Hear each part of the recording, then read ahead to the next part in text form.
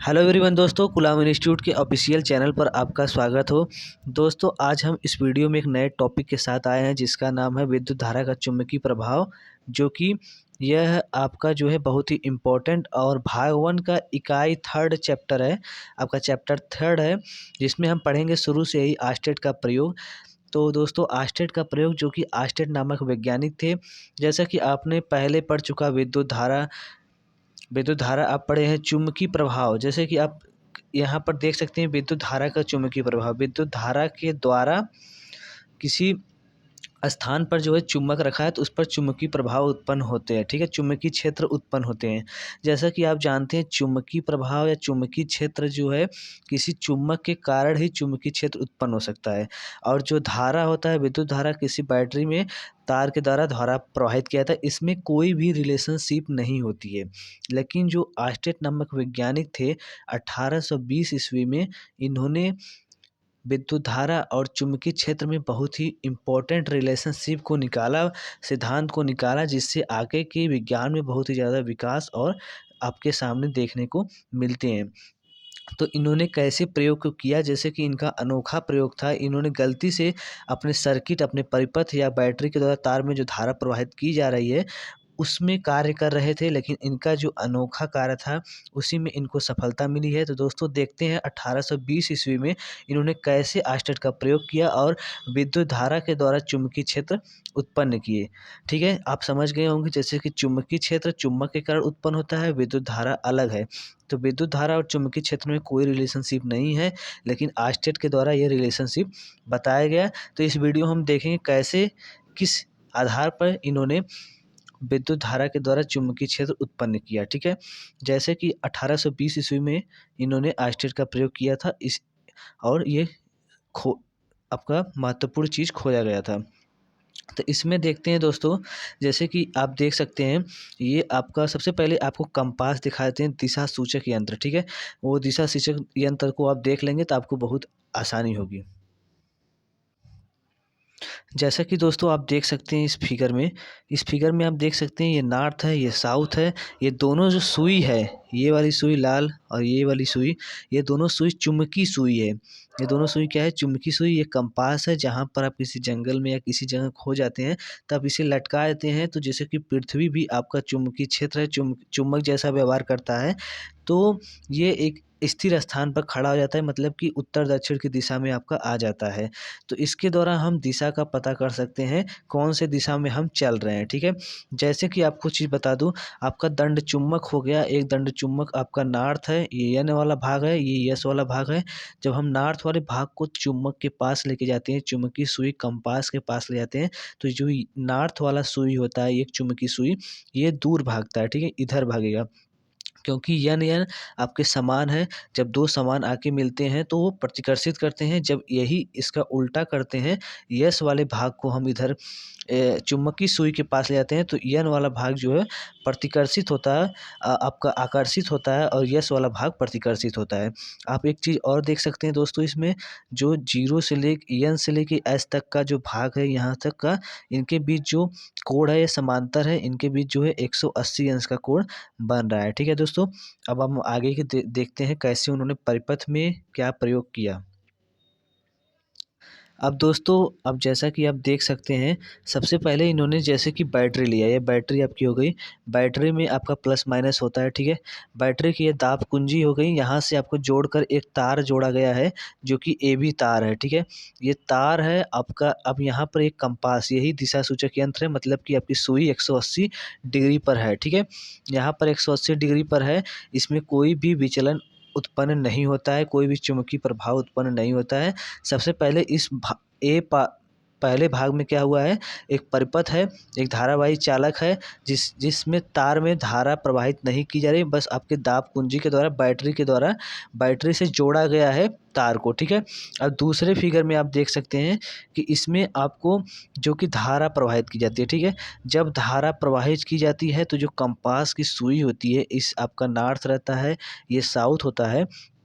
जब धारा प्रवाहित की जाती है तो आपका जो एन सुई होता है, थोड़ा बहुत विचलन होता है। आप प्रयोग का वीडियो एक हम अपलोड कर देंगे, जैसा कि आप पहले भी एक वीडियो लाइव भी देख सकते हैं आप। जब यूट्यूब पर आप डालेंगे आस्टेट का प्रयोग एक्सपेरिमेंट लाइव, तो आपको दिखाएगा कि कैसे जब तार जो है, ये तार हो गया, इस तार को कंपास सुई के ऊपर लगाया जाता है, ठीक। कंपास सुई के समांतर आपका जो है, कंपास सुई के पास आपका जो है, आपका जैसे कि ये क्या हो गया आपका, ये हो गया आपका कंपास सुई, ठीक है।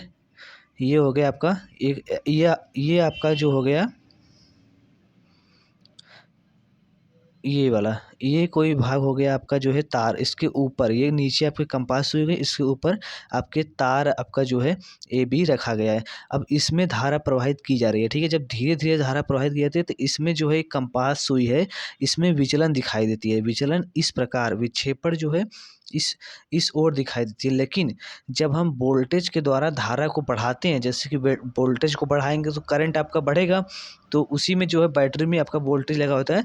जब वोल्टेज को हम बढ़ाते हैं तो ये जो कंपास की ये जो चुंबकीय सुई होती है, इसका विक्षेपण और भी ज़्यादा होता है। इसमें दर्शाया गया है, देखिए आपका सबसे पहले इस प्रकार था, ये विक्षेपण जो है इस प्रकार आपका आया हुआ है, इधर आपका विक्षेपण होकर आया है, मतलब कि आपका इस ओर विक्षेपण हुआ है, ठीक है।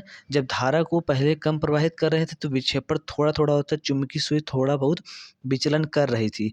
लेकिन हम जब वोल्टेज को बढ़ाते हैं तो तार में धारा और प्रवाहित होती है। तो इस प्रकार आपका जो है, जो चुंबकीय सुई होती है उसमें विक्षेपण और भी देखने को मिलता है। तो इस प्रकार विक्षेपण दिखाई देगा, ठीक है। अब जैसे कि आपका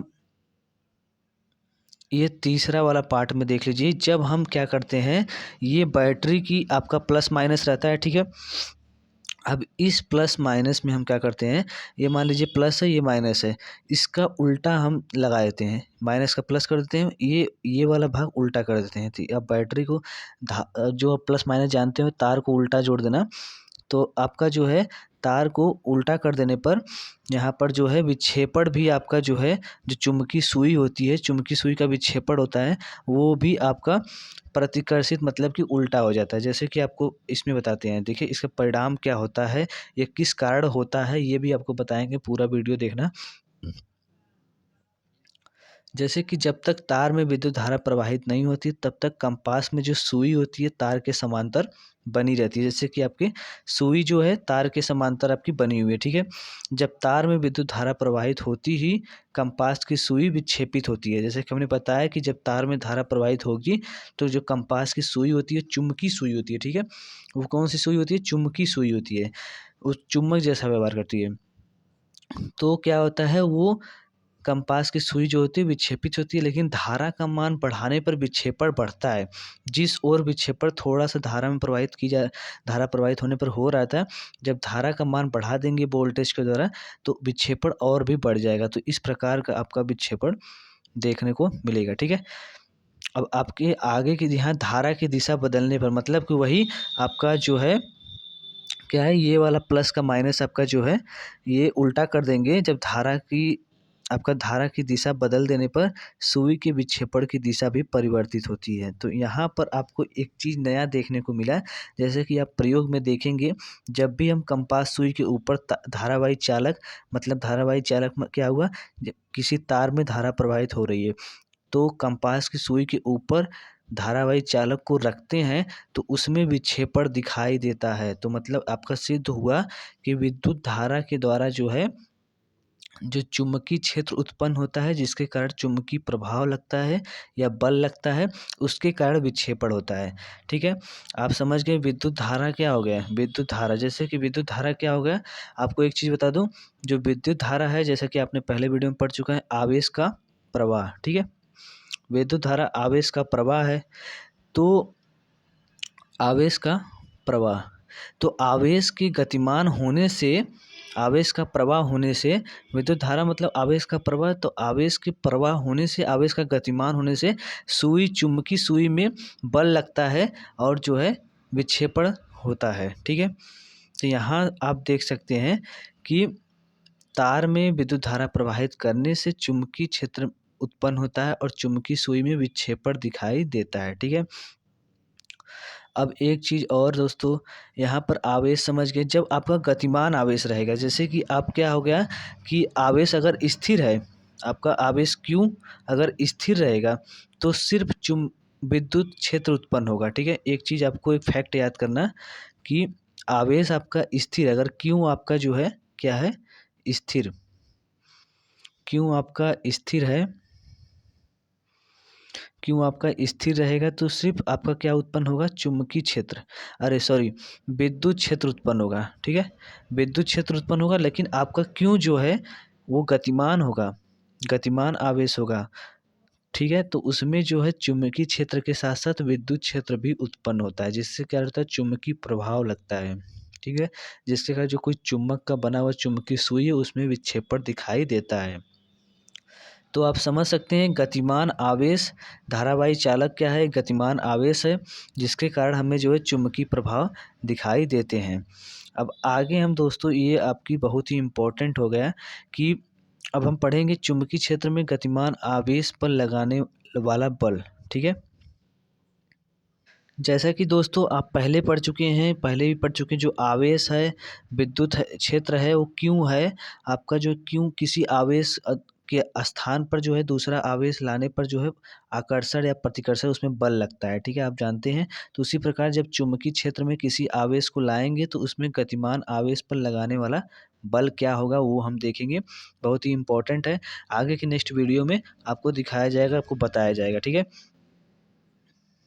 इसमें जो है दोस्तों चुंबकीय क्षेत्र में, किसी चुंबकीय क्षेत्र में आवेश को लाया जा रहा है, विद्युत धारा को लाया जा रहा है, तो उस पे क्या प्रभाव हो रहा है, तो वही हम देखेंगे नेक्स्ट वीडियो में। जैसा कि आपने देखा कि आप किसी चुंबकीय क्षेत्र था, चुंबकीय क्षेत्र के पास आपने विद्युत धारा को लेके गया, तार को लेके गए थे, तो उसमें क्या प्रभाव देखने को मिला था, तो वही हम डेरिवेशन आगे की वीडियो में देखेंगे। जैसे कि एक बार आपको हम और रिवीजन करा देते हैं कि यहाँ पर आस्टेट का प्रयोग था, इन्होंने 1820 ईस्वी में आस्टेट का प्रयोग किया गया था। विद्युत धारा और चुंबकीय क्षेत्र में रिलेशनशिप को बढ़ावा उसमें देखा गया है। उसके द्वारा बहुत ही ज़्यादा विकास, उसके द्वारा जो है बहुत ही ज़्यादा विकास देखने को मिला है। ठीक है, यहाँ पर जो आस्टेट का प्रयोग था, इसमें एक परिपथ था, या तो कह सकते हैं बैटरी परिपथ, ये पूरा है आपका परिपथ है। इसमें जो है एक बैटरी के द्वारा, आपका दाब कुंजी के द्वारा तार को AB को जोड़ा गया है। इस तार AB में कोई धारा प्रवाहित नहीं हो रही है, और इसके ऊपर जब हम तार को क्या करते हैं, कंपास सुई के ऊपर लगाते हैं तो कोई भी विचलन दिखाई नहीं देता है, लेकिन दूसरे भाग में जब धारा प्रवाहित की जाती है तो विचलन दिखाई देता है, लेकिन हम धारा को और बढ़ाते हैं तो विचलन और बढ़ जाता है। और उसी प्रकार जब हम तार को उल्टा कर देते हैं, तार की दिशा को बदल देते हैं, जब ये प्लस का माइनस, माइनस का प्लस कर देते हैं, ये वाला उल्टा कर देते हैं, तो हमें क्या दिखाई देता है, विक्षेपण दूसरी ओर, जो चुंबकीय सुई का विक्षेपण जो होता है दूसरी ओर दिखाई देता है।